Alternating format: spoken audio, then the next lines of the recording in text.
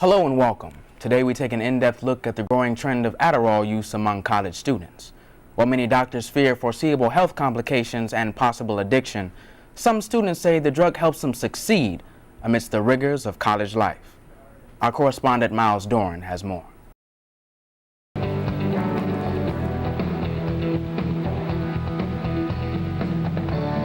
Good afternoon, everyone. Welcome to BUTV 10. I'm Joshua Clark. And I'm Lauren Garber. Topping our news at noon, Boston University police issue a campus-wide safety alert.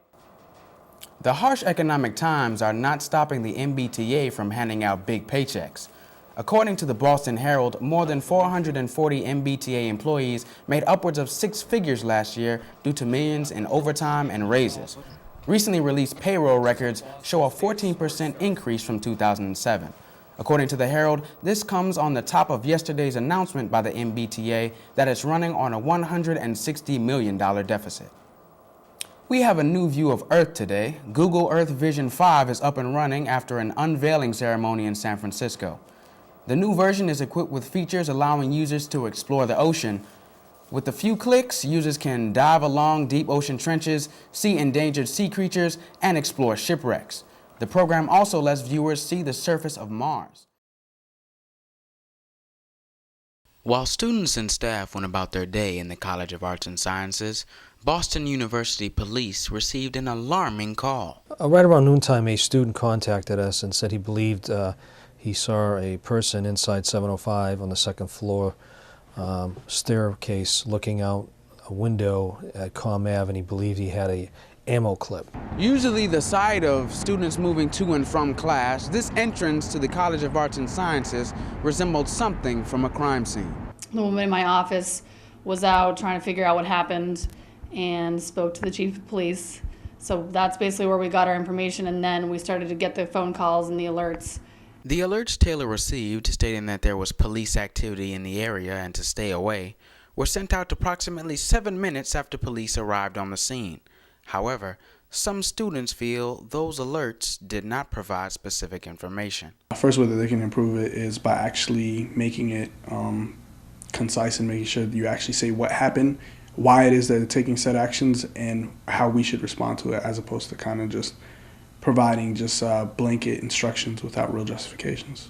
It may be unnerving, but obviously we would have been more specific had the situation, if we had more specific information. If there was a danger to the students, we obviously would have given them more information on what was going on. After thoroughly searching CAS and its adjacent buildings, no weapon or suspect was found. And while Sergeant St. Hilaire says BU Alert isn't perfect, he still believes it's the best way to get information to the public. For BUTV 10, I'm Joshua Clark. On Thursday, Boston University alumni gathered in Metcalf Trustee Ballroom for the next installment in a lecture series sponsored by the Graduate School of Arts and Sciences. The Discoveries Lecture Series started last February. It's a lecture and learning series that is intended to highlight the breadth and strength of the CAS faculty and to be an opportunity for alumni to look at issues in a deeper level than perhaps they typically have. February's lecture, entitled The Cuban Revolution at 50, featured photos and discussion from Assistant Dean of Students Daryl DeLuca. DeLuca has been to Cuba 16 times in the last 10 years, but in 2003 and 2004, he brought BU students along with him. So I had 16 young Boston University students who had two arms, and we were able to bring collectively 50 bags of checked humanitarian luggage of medical supplies, some cash, medicine, clothes, sneakers, toiletry products, you name it. Sociology and International Relations professor Susan Eckstein gave a keynote address on the state of the country as well as the immediate future of Cuban to U.S. relations under an Obama administration. You also have Iraq, you have Afghanistan, so I think it's just not that high on the agenda right now. While the event was catered to an older class of student, one recent BU grad expressed his desire for a younger generation of Cuban Americans. Be able to develop our own opinion as to what should be done in a place like Miami and in a country like Cuba. The next discovery will be made in April as the series turns to the bailout and the economy. For BUTV 10, I'm Joshua Clark. Now, we're all happy the weekend weather has come to a close, but we're not out of the woods just yet. By as early as noon today, we're expecting some light snowfall. Early on, we can expect to see flurries throughout Massachusetts. As you can see here, we're expecting some clearer but colder weather. We could see rain as early as Friday. Wednesday will also be cold, while Thursday brings us a little more sunshine and some higher temperatures. This weekend gets a little warmer with temperatures in the 40s, but don't get too excited. You're going to need your umbrella as both days have foreseeable showers. So there you have it. You have to keep that winter wardrobe just a little longer. Back to you guys.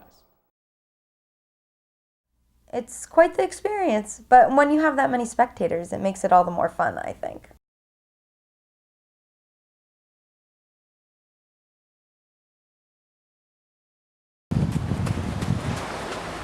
The Boston Marathon is very different than most marathons.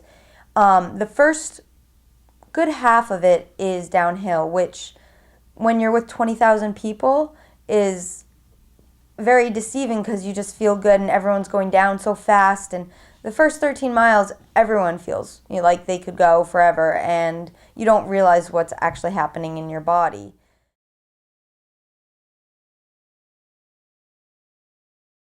Philly was not hilly at all. It was pretty flat, had one or two little hills.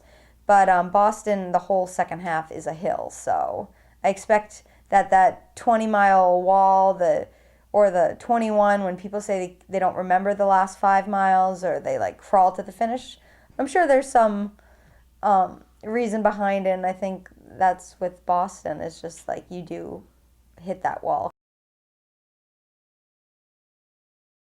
The running group is at 8:30. Everyone meets at 8:30, so it's always a struggle. It's really nice to know on Saturday mornings I have this group to go with who's very intelligent and very, with it. So it's someone to talk to. They're all different ages. They're all different parts of their lives. So you get a little bit of everything, and it makes the time go by so much faster. I started running probably at the end of high school after my brother started, just because I had to, keep up with him and me being a tomboy and following everything that he did. I just started and just kept going with it. He kind of gives me techniques to use to stretch my body and gives me advice about running and what to do if I feel an injury coming on. And so he's always around and he's fun to run with. Kind of pushes me really hard, so I do those runs only occasionally. Every day I'd probably shoot myself. In high school I wasn't that competitive. It wasn't until college that I became a little bit more competitive and a little bit faster and felt the sense of achievement that you get after a race. That all came way after high school. In high school I kind of stunk. My mom did pass away, but when she was alive, we started getting into running a little bit. She was more of a walker. She was a very avid walker. But, before she got diagnosed with cancer, she started getting into running, and she slowly got up to this, I called it her rock. I think that's what I called it, her run walk, which wasn't quite a walk and it wasn't quite a run. It was this in-between hobble thing. But I would go with her for 3-4 miles, and she was getting there, and then she got diagnosed, and so she had to stop.